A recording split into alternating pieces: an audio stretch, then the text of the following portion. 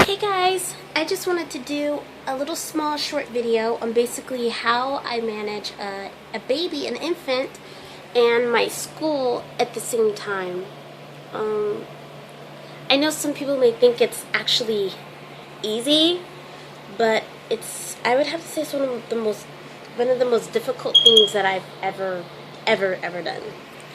Um, Basically how I manage it is the thing that takes most of my time.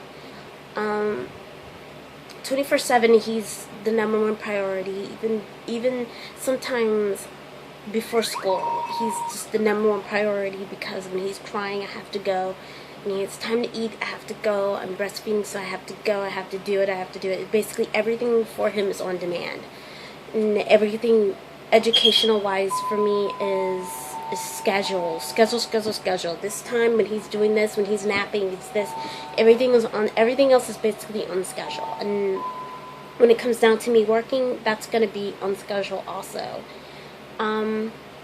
Basically, the way that I manage things is I do have a lot of help. I have a great support system. Me and my sister, we live together. And my mom, she'll come over every once in a while to help out with Nathaniel, just to give me a little break for a few hours, maybe 3 hours. She'll give me a little break, maybe 2 times a week. And sometimes on the weekends, she'll take him, but most of the time I like to keep him on the weekends because we have church, and I want to keep him for church days.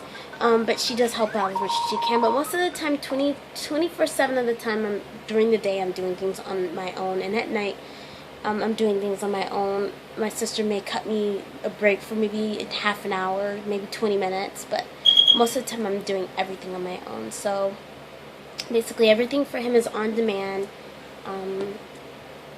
I think the biggest advice I can give a young mom, because I consider myself a young mom, the biggest advice I can give a young mom is for her to basically don't drop out of school. I know a lot of girls that are pregnant now, and they ran and they drop out of school, and just because of the baby, or they're running and they're getting married. You know, you have to really think wise on your future and your life decisions that you make, because the decisions that you make are going to reflect upon your child and what decisions they possibly make in their life. So you have to be very careful what decisions that you make, so you can make a good example for your child. For me, my decision was to basically stay in school, and I had the opportunity to stay in school because I have a great support system. But if I didn't, I probably wouldn't be in school because I would have had to work full time. Now, in regards of like help from his father, I don't necessarily get help, but that's like a totally different topic that I'm going to discuss one day for single moms, because I am a single mom. But you have to you just have to do what's right for your child, and staying in school is right for your child. Getting some kind of support from other people is right from your child, and that's basically what I'm trying to do for Nathaniel, because I don't even buy things for myself anymore. Everything I do is for him, and I go out and I buy things only for him. So, and it's not that I try to spoil my child. It's like I always feel like he needs something. He always needs diapers. He always needs food. He always needs this, and he always needs that. So it's up to me to try my hardest to help.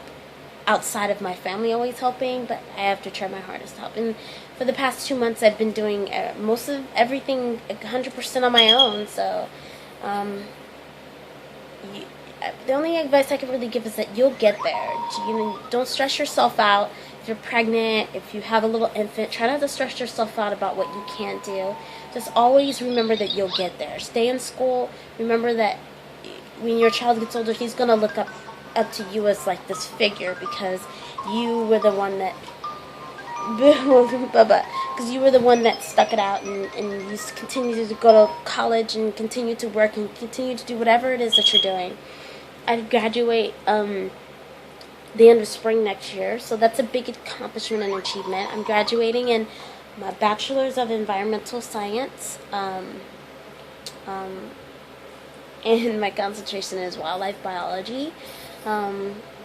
It's a passion of mine, and I'm hoping to work in the animal field. But if not, if I can't work in animals or plant-based field, I'm hoping to work in something environmental, water, soil science. There's plenty of things environmental out there that I can do. So I'm hoping that I can do something in that. And it took me a long way. I've been in school since 2009.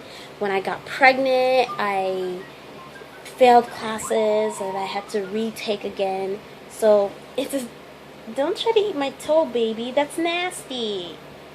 But I've been so far, and I'm sorry, he's just playing his own run. And it's just a big accomplishment for me because everything is just amazing. I had a baby, and he took most of my time, and taking care of a little one and not yourself anymore. It's not about you anymore.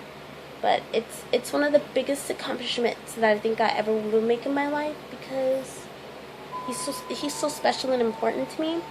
But he's so special and important that I want to make something out of myself.